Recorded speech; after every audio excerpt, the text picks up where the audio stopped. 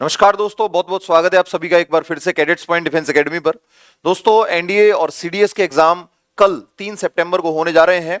मेरी आप सभी को बहुत बहुत शुभकामनाएं हैं। आपका एग्जाम, आपका जीवन मंगलमय यात्रा की तरफ बढ़ेगा और डेफिनेटली आप लोग सफल होंगे। तो आज हम लोग इसी के साथ में फ्रांसीसी क्रांति, इंग्लैंड की क्रांति और जितनी भी विश्व की प्रमुख क्रांतियां हैं उनकी शुरुआत कर रहे हैं। और आज की क्रांति है, आज का जो टॉपिक है वो है अमेरिका का स्वतंत्रता संग्राम।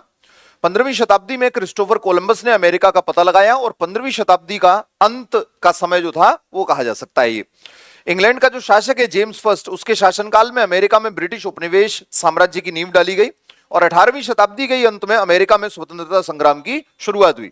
सबसे पहले अमेरिका ही जो है वो इंग्लैंड के गुलामी से आजाद हुआ। अमेरिकी स्वतंत्रता संग्राम के दौरान अमेरिका वासियों का नारा जो था वो है प्रतिनिधित्व नहीं तो कर नहीं, नो रिप्रेजेंटेशन नो टैक्स।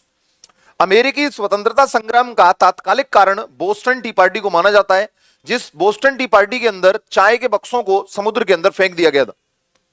1773 में ईस्ट इंडिया कंपनी का चाय से लदा एक जहाज बोस्टन बंदरगाह पर पहुंचा और इस जहाज से उनको निकाल करके चाय, देखिए 16 सितंबर 1773 को बोस्टन के नागरिकों ने चाय की पेटियों को समुद्र में फेंक दिया और इसी घटना को बोस्टन टी पार्टी कहा जाता है।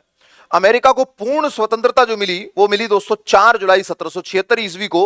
और अमेरिकी स्वतंत्रता संग्राम के प्रमुख नायक जो थे वो जॉर्ज वॉशिंगटन थे, जो स्वतंत्रता प्राप्ति के बाद में अमेरिका के पहले राष्ट्रपति भी बने।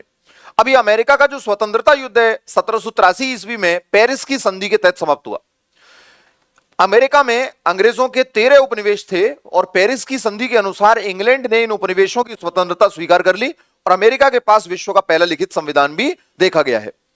अमेरिका ने यह पहला लिखित संविधान 1789 के अंदर लागू किया। अमेरिका विश्व का पहला देश था जिसने मनुष्यों की समानता तथा उनके मौलिक अधिकारों की घोषणा की और ये फंडामेंटल राइट्स जो है वो वहां से इंडिया ने भी एडॉप्ट किए। विश्व में सर्वप्रथम प्रजातंत्र की स्थापना करने के कारण अमेरिका को आधुनिक गणतंत्र की जननी भी कहा जाता है। अभी दोस्तों आते हैं कुछ इंपॉर्टेंट क्वेश्चंस। सबसे पहले, अमेरिका के किस राष्ट्रपति ने कहा था कि गणतंत्र का अर्थ है जनता के लिए, जनता के द्वारा, जनता का शासन?